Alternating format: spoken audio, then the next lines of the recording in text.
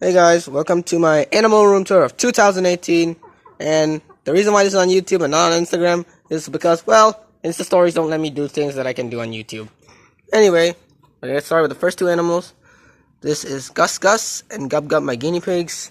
They live in a pretty large cage, which used to be a bird cage, and I turned it into a guinea pig cage. As you can see, they've got some rocks and platforms to climb up on. They've got their water dish, their small little food dish, and their large pellet bowl.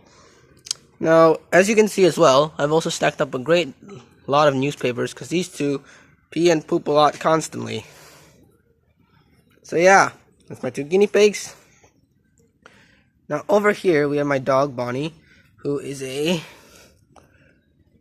Cocker Spaniel Poodle mix, a cockapoo if you will. And she got given to me by some guy who was living in an apartment, and he wanted to give her away for whatever reason. And I ended up saying, like, hey, I don't have a dog, I'll take her in. And yeah, that's how I met my closest friend in the world. She's a very good friend of mine. Now, over here is Salt and Sugar, my two pet chickens.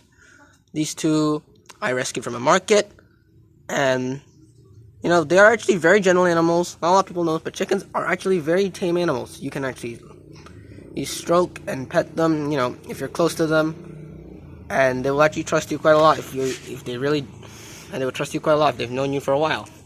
So yeah, as you can see, they make very good pets. And I didn't want these two to turn into bakute or ayambalachan or anything like that, so I rescued them. They're pretty cool. Now in here we have my community aquarium, which contains a black tetra, a blue gourami, several severums, and an algae eater, along also with that little glass catfish up there. Now, these guys live in a tank in my dining room, and I'm actually feeding them on this color improving, enhancing food or whatever it is, and they really seem to like it. I also been giving them bloodworms lately, and they've also really enjoyed it, so yeah, they're doing pretty well. As you can see, they are very active. Anyway, over here we have my hermit crab setup. This tank, as you can see, it's a bit more dark, as I use riverstone for it. He's got his little food dish there, which is carrots and his salt water, a couple of shells, a rock, and broken flower and another rock. Now here we have my hermit crab. His name is Henry, and whoa, he has a sharp pinch. Now I got him from PetCon, and you know, and I gave him a shell and everything. He was a really cool crab, and he only cost me like 5 ringgit, but you know, obviously his care is top notch. He fell off there. Get him back up. But yeah, he's a really cool pet, and you know, I do think that they are really fun to look after. This guy's really cool, obviously. So yeah, that's Henry. Just get him back down there. I'm gonna keep hitting a shell. Now, over here in this aquarium, we have right at the back there Sheldon. Nice soft shell turtle. I don't know if you can see him from here.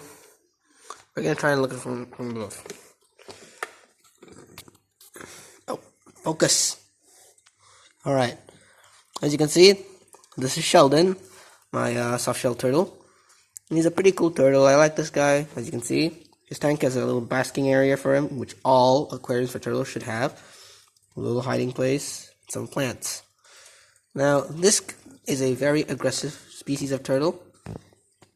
They are actually known fish killers, and they should be kept individually rather than in a large group. So yeah, I would advise keeping them in a sort of setup similar to this, rather than a setup where he would have to live with other fish, as he's gonna kill everything. Now over here we have Blue, my pet crayfish.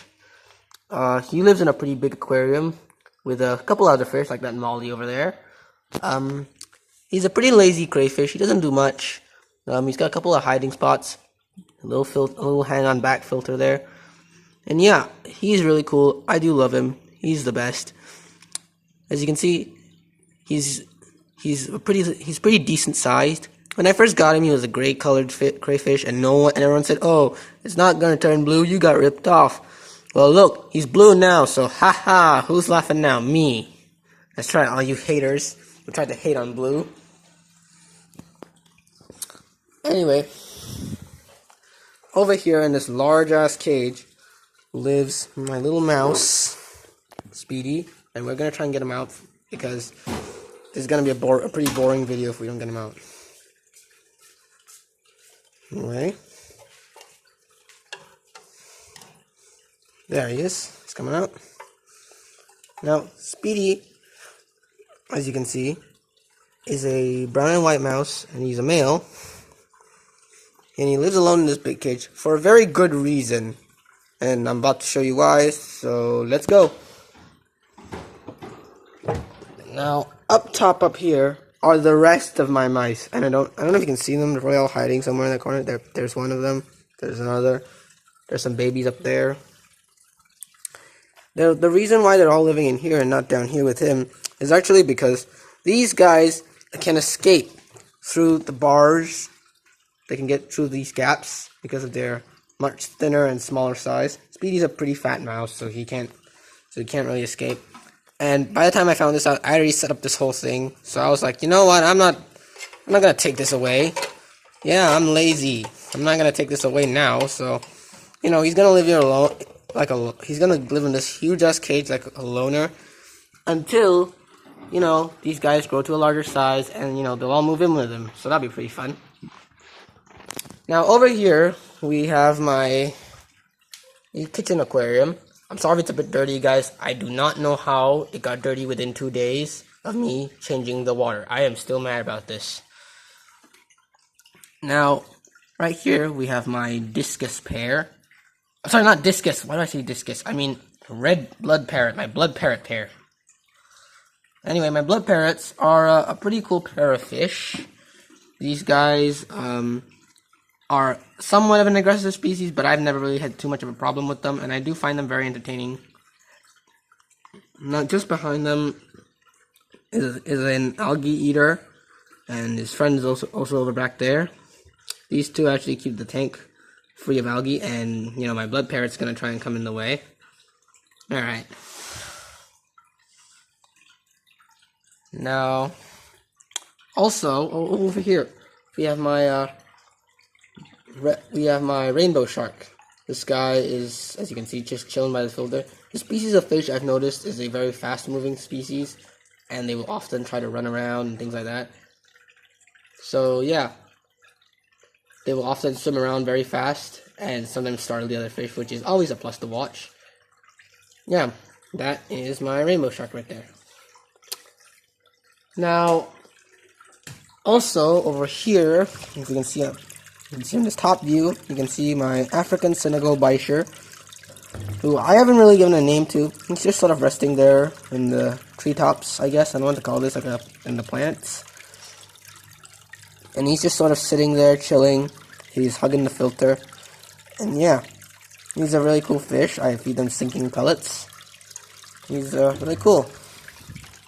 And now, also over here, is my albino Senegal Bisher, Lee. This one I did give a name to because he was the first Bisher I ever got, and he was a really cool fish, and he was what made me fall in love with the Bisher species and as a pet anyway.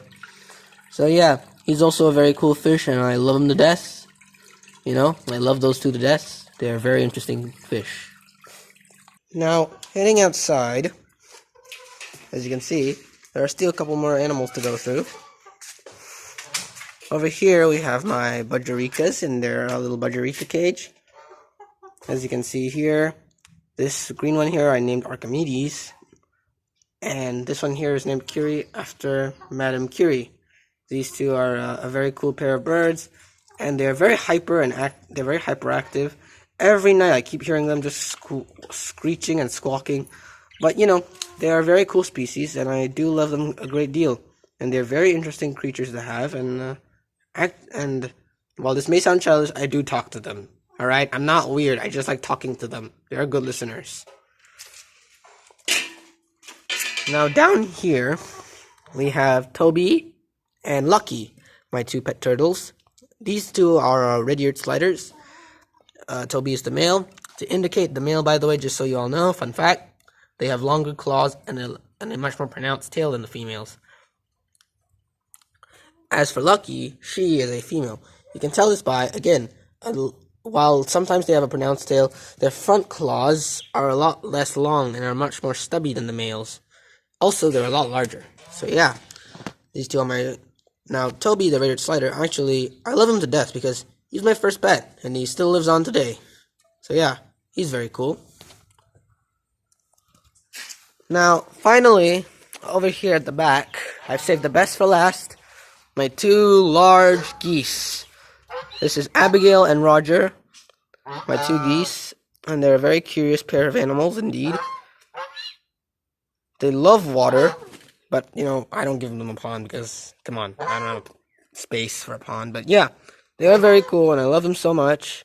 I do give them showers with a hose every now and then. And as you can see, they do turn their area of, you know, land to mud. And which most geese and ducks I've noticed do. They do turn their area to mud. I bought these guys from an exotic pet store out, I think, near Tanjung Bunga there. And yeah, they've lived with me since they were goslings, and they're very cool, even though they're really noisy. And, you know, they mostly eat vegetable scraps. They're very, very cool. Yeah. So, you know, I love these two a lot. So yeah. Very cool animals. Alright guys, with that, I'm going to close this. I'm going to close this video. So, as I always say, see you when I see ya.